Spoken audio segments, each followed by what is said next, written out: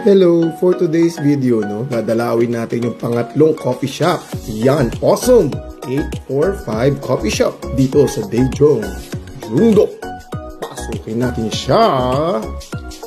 Ayan, nag-aantay na yung sister club natin saka yung mga clubmates natin. Medyo pasaway tayo ng konti at nag-video-video lang tayo dito. Ayan, laki. So, yan, ito yung counter.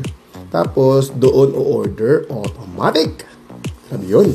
Kasi ito yung mga pastries nila. Ang sasarap naman tignan nito. Panalo. Grabe, iba. Ang daming varieties.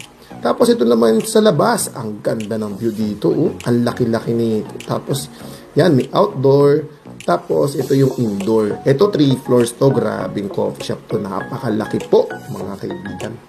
Siyempre, dito kami pumuesto sa labas dahil para medyo presko. Yan, Tapos, ito na yung mga in-orders namin.